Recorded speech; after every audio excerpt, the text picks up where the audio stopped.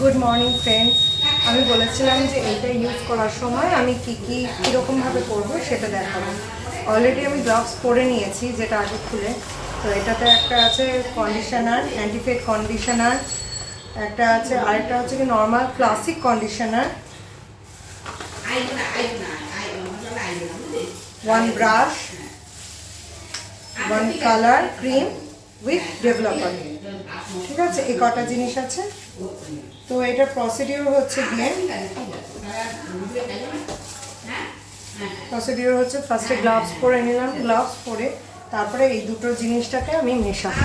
আমি আমার চুলে কালার করার জন্য পুরোটা ক্রিম কালারেন্ট যেটা আছে সেই কালারেন্টটা আমি একটা বোলে কন্টেনারে ঢেলে নিয়েছি। আমি পুরোটাই, যেহেতু আমি পুরো চুলেই করব, তা আমার মনে হয়েছিল যে আমার পুরোটাই লাগবে, কারণ সেরকমই আমি ভিডিও দেখেছিলাম।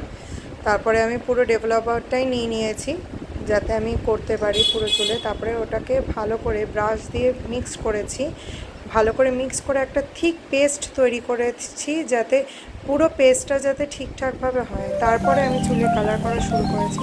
তো ফার্স্টে ভাবছিলাম যে একটুখানি হাইলাইট করার চেষ্টা করব, তো তারপরে দেখলাম যে আমার দ্বারা পসিবল হচ্ছে না, কারণ হচ্ছে কি এটা করতে গেলে আরেকজনের হ্যান্ড দরকার হয়। তো এটা আমি একদম ফাস্ট ফরওয়ার্ড করে দেখিয়েছি, কিন্তু আমার করতে গিয়ে ভীষণ টাইম লেগেছে আর হাতটা অ্যাকচুয়ালি ব্যথাও হয়ে গেছে। চেষ্টা করেছি যে আগেরবার যে কালারটা করেছিলাম যে চুলে, সেই চুলে কালারটা তো ফেড হয়ে গেছে, সেই জায়গাটাতেও একটু কভার করার, কারণ একটু কভার করলে ভালো হয়। দেখেছো যে তোমরা যেই জায়গাগুলো, সাদা সাদা জায়গাগুলো যেগুলো ছিল সেগুলোতে করার চেষ্টা করেছি। এবার দেখা যাক কী হয়। এবার তবে আমার মতে ডিআইওয়াই যতই হোক না কেন, তোমরা একটু যদি কারোর হেল্প নাও তাহলে একটু বেটার হয়। আমি যেহেতু নিজেরটা নিজে করেছি সেই জন্যই আমি বললাম, কারণ এখানেও লেখা ডিআইওয়াই কিট। তো কিন্তু আমি মনে করি যে একটু হেল্পিং হ্যান্ড থাকলে বেশ ভালো হয়।